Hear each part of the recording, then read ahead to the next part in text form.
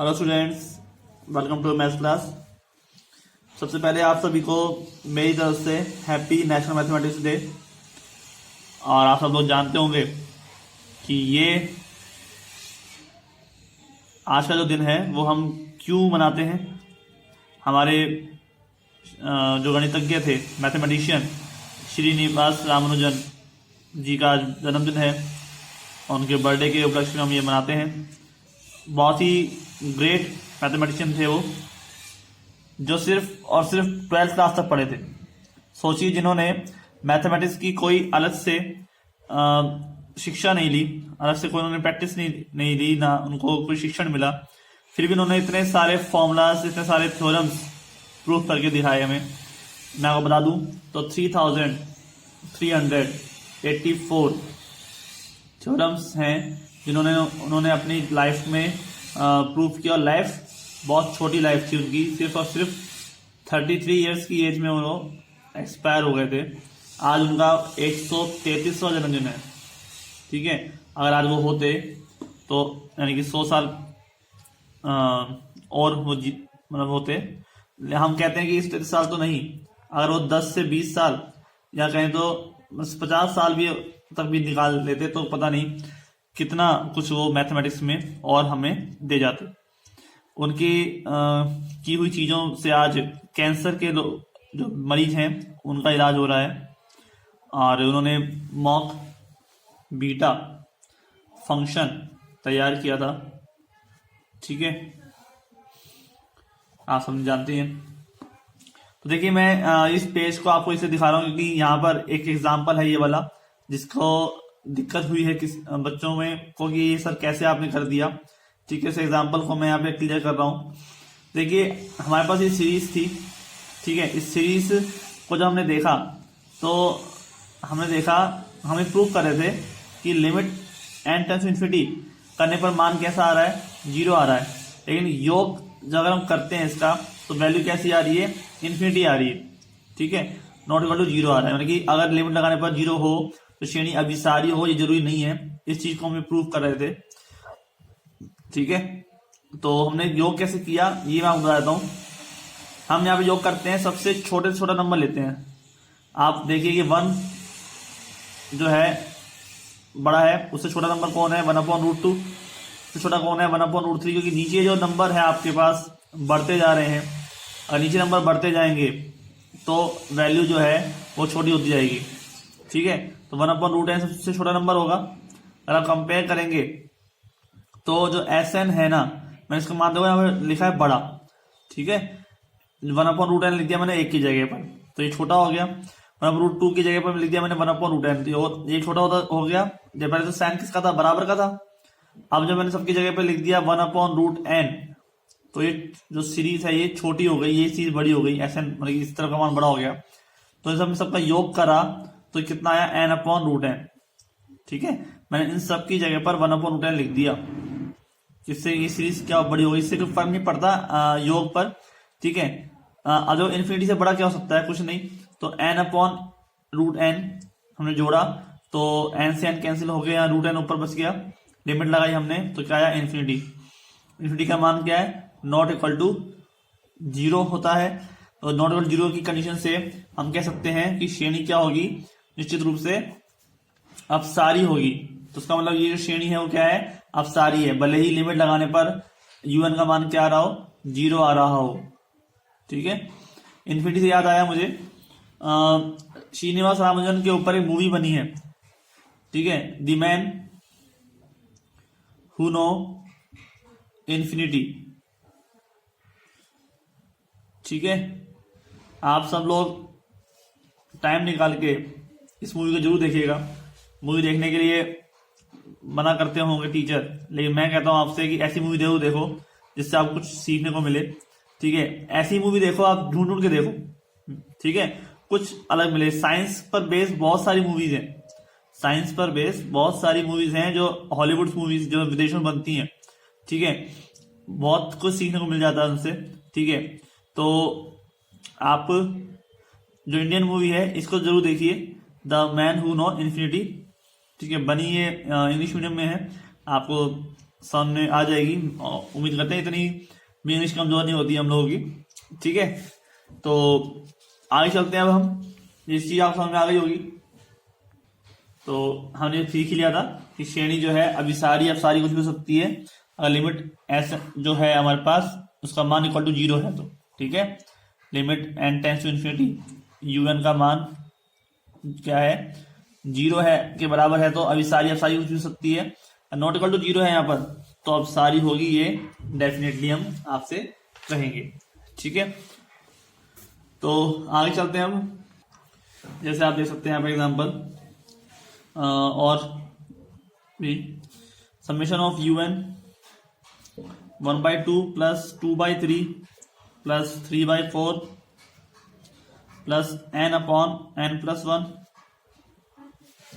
ठीक है। तो स्टूडेंट्स यहाँ पर हमें n पर लेना है हमेशा। हमें जब भी आपके पास अभिसारी अपसारी बनानी है तो उसमें हमें क्या करना है, n पर लेना है। तो यहाँ पर जो n पद है हमारे पास, उस nवें पद में ही हम कहेंगे आपसे अभिसारी अपसारी निकाल सकते हैं, क्योंकि हमें un चाहिए होता है और un का मतलब होता है nवां पद। अब un का मान लिमिट लगाने पर क्या आता है उस पर डिपेंड करता है हमारे पास अभिसारी है या अभिसारी है, ठीक है। एक बात तो मैं बता दूं, 1 मिनट रुकिए जरा। लास्ट में जो हमने लिया था यहाँ पर, ये इन्फिनिटी जो है वो नॉट इक्वल टू 0 के बराबर नहीं, ये रूल बनाता है आपके पास अपरिमित का, ठीक है। जो कि ये योग है, योग परिमित या अपरिमित होने पर श्रेणी अभिसारी अपसारी बनती है, जिसकी मैं आपको बताया था, ठीक है।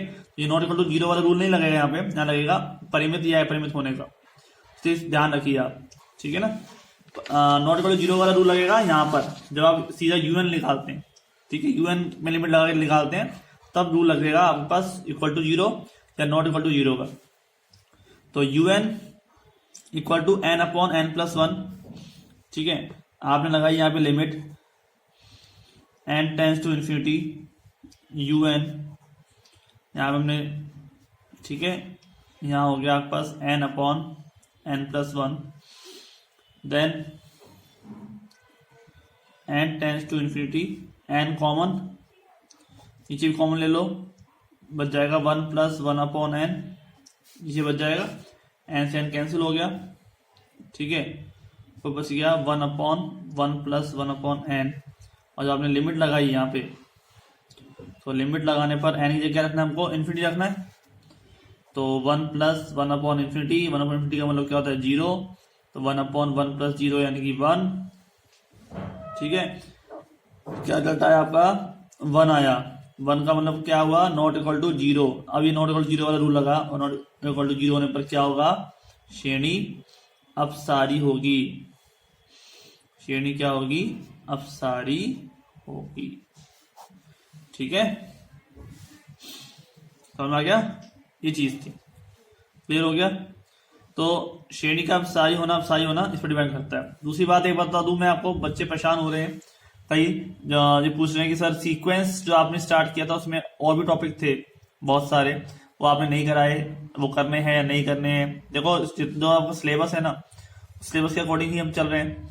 तो आप के सिलेबस में सीक्वेंस है ही नहीं तो हम क्यों पढ़ें, सीरीज है, सीरीज हम पढ़ रहे हैं। और जो ऐसा आपको अगर लगता है ना, जैसे आपने बुक ली है तो 12th क्लास में होता था कि बुक ली तो बुक में जितना भी चैप्टर है एक एक शब्द जो है वो आपके सिलेबस में होता था, ठीक है। इस साल तो 12th और 10th में भी ऐसा नहीं है, क्योंकि बोर्ड ने शॉर्ट कर दिए हैं सिलेबस। लेकिन जो कॉलेज होता है, कॉलेज में जो हम बुक्स पढ़ते हैं उसमें जरूरी नहीं है कि जो बुक है उसमें जितना भी मैटर है वो सब आपके सिलेबस में हो। कई बार 2 से 3 बुक्स मिलकर आपके एक यूनिट को पूरा करती हैं। आगे आप चलेंगे तो आपको पता चल जाएगा एमएससी वगैरह में भी, ठीक है। 2 से 3 बुक्स लेनी पड़ती तब जाके आपका सिलेबस पूरा होता है। कुछ में कुछ टॉपिक मिलते हैं, कुछ में कुछ टॉपिक छोड़ने होते हैं। तो इसलिए आप थोड़ी सी आदत डालिए कि सिलेबस के अकॉर्डिंग आपको मैच करना होगा। पहले सिलेबस नहीं होता था, पहले होती थी सिर्फ बुक मार्केट से परचेज करी, ये तो आपके सिलेबस में है ही है, उसको तो पढ़ना ही पढ़ना है, ठीक है। अब अकॉर्डिंग टू सिलेबस, जहां से सिलेबस का टॉपिक मिलेगा उस बुक में से पढ़ना होगा। लेकिन मैं आपको यहाँ सारा पढ़ा रहा हूँ, मैं आपको 2-3 बुक में से छांट के कैसे भी पढ़ाऊंगा, लेकिन आपको जहाँ जो पढ़ा रहा हूँ आपको सब सिलेबस के अंदर होगा, तो आपको यही करना है, यही पढ़ना है, ठीक है। इसी से नोट्स बनाने हैं और जो क्वेश्चन मैं आपको बुक बता दी है उसमें से आपको क्वेश्चन करके सॉल्व करने हैं, ठीक है स्टूडेंट्स। समझ में आ गया होगा। अब आगे चल रहे हैं। तो अब हमारे पास जो है देखिए जो सारी श्रेणियां होती है ना, ये सब होती है धन पदों की श्रेणियां, यानी पॉजिटिव टर्म्स होती है इनके अंदर, कोई भी नेगेटिव नहीं होती हैं अगर, ठीक है। तो हम क्या बोलते हैं, ऐसी श्रेणियां जो सभी पद कैसे होते हैं, पॉजिटिव होते हैं, तो उन्हें धन पदों की श्रेणी कहलाती है, ठीक है। ऐसी धन पदों की श्रेणियां जिसके अंदर क्या हो, un का मान ग्रेटर देन 0 हो, ठीक है। n का मान चाहे 1 रख दो, 2 रख दो, 3 रख दो, सारे पद कैसे हो, 0 से बड़े हो, सभी के सभी पद 0 से बड़े हो, उन्हें हम क्या बोलते हैं, धन पदों की श्रेणियां कहते हैं, ठीक है।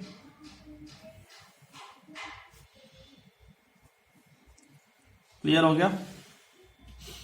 तो जैसे हम Sn है हमारे पास u1 plus u2 plus un, ठीक है। Sn प्लस 1 है हमारे पास u1 plus u2 un plus 1, ठीक है। तो सारे जो पद हैं हमेशा क्या होना चाहिए, दो पदों का अंतर भी अगर मैं निकालूं तो हमेशा 0 से बड़ा आना चाहिए, सब वैल्यू से सब वैल्यू कट जाएगी, खाली un प्लस 1 बचेगा और उसका मान हमेशा क्या आना चाहिए, 0 से बड़ा। तो हम क्या कहेंगे कि Sn प्लस 1 बड़ा है Sn से, यानी कि अगला वाला जो पद है पहले वाले पद से हमेशा बड़ा हो, तो श्रेणियां कैसी होंगी, पॉजिटिव होंगी, उनका योग भी कैसा होगा, पॉजिटिव होगा, ठीक है। अब हम यहां पर तुलना परीक्षण पढ़ेंगे, ठीक है। अब हम थोड़ा आगे बढ़ गए हैं, हमने स्टार्टिंग की जो स्टेज है वो पूरी कर ली है। अब हमारा जो नेक्स्ट स्टेप आ रहा है वो है तुलना परीक्षण। तुलना परीक्षण यानी कि कंपैरिजन टेस्ट। तो तुलना परीक्षण जो हमारे पास है, कंपैरिजन टेस्ट से वो क्या होता है, दो श्रेणियों की तुलना करना, ठीक है। तो 3 तुलनात्मक टेस्ट हैं आपके, प्रथम, द्वितीय, तृतीय, ठीक है। यानी first comparison test, second comparison test और थर्ड। हम यहाँ पर फर्स्ट और सेकंड ही पढ़ेंगे। जो मोस्ट है हमारा सबसे ज्यादा काम में आने वाला वो है सेकंड कंपैरिजन टेस्ट, ठीक है। और सेकंड कंपैरिजन टेस्ट को हम क्या कहते हैं, प्रैक्टिकल टेस्ट भी कहते हैं। तो देखिए क्या है, पहले हम यहाँ पे प्रथम तुलना परीक्षण से, ये सब कंपैरिजन टेस्ट जो है वो अब सारी निकालने के लिए काम आते हैं, ठीक है।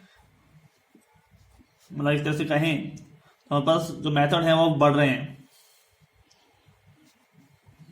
ठीक है। अब सारी यानी कि डाइवर्जेंट या कन्वर्जेंट निकालना किसी भी सीरीज को, उसके लिए जो हमारे पास वो है मेथड्स हैं यानी कि टेस्ट हैं वो बढ़ रहे हैं। इसको भी याद रखना होगा, हमें आगे भी अब आते जाएंगे। तो 2 श्रेणियां हैं हमारे पास, एक तो है un और एक है vn, ठीक है। 2 धनात्मक पदों की श्रेणियां हैं। तब यदि vn कैसी है, अभिसारी है, तथा un जो है वो vn से, un वाला पद जो है ना वो vn वाले पद से क्या है, छोटा या बराबर है, ठीक है। All of n belongs to n है, तो समेशन ऑफ un भी कैसी होगी, अभिसारी होगी, ठीक है। यदि समेशन ऑफ vn कैसी है, अभिसारी है, तथा UN जो है वो बड़ा या बराबर है किसके, VN के, तो all of N belongs to N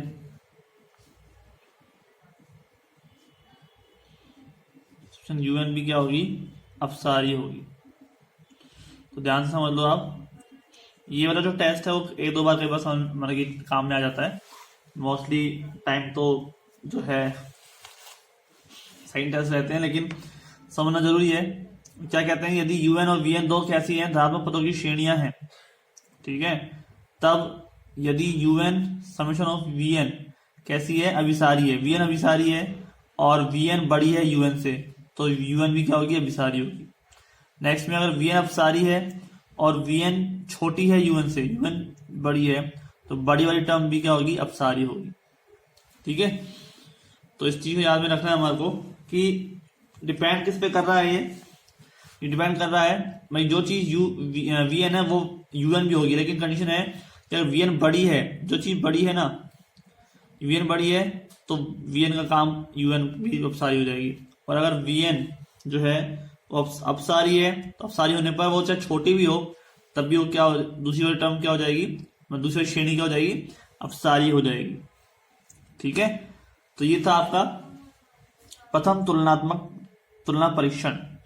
इस प्रथम तुलना परीक्षण से आपको दो श्रेणियों में अभिसारी अपसारी होना बताना है। जैसे आपको एक श्रेणी दे दी जाए, आप ये चेक कर सकें कि दूसरी श्रेणी उससे छोटी है या बड़ी है, उसका जो पद है तो छोटा है या बड़ा है, दूसरी श्रेणी भी अभिसारी या अपसारी हो सकती है। ठीक है, तो ये चीज आपके इसमें काम आती है। तो हमने एक टेस्ट पढ़ लिया, आगे जो टेस्ट हम पढ़ेंगे वो नेक्स्ट लेक्चर में पढ़ेंगे। ठीक है स्टूडेंट्स, कुछ भी समझ में नहीं आए, कुछ भी दिक्कत हो तो आप मैसेज कर सकते हैं। मेरा नंबर है आपके पास ग्रुप में, तो हो सके तो पर्सनली ग्रुप में मैसेज कर दिया करें, कोई प्रॉब्लम हो। यूट्यूब पे मैसेज करते हैं तो हो सकता है मैं देखूं ना भी देखूं, ठीक है, मैं कभी कभार ही उस पर रिप्लाई कर सकता हूं। तो कोई भी दिक्कत हो तो आप पूछ लीजिए। मिलते हैं नेक्स्ट लेक्चर में, आज के लिए इतना ही। Thank you.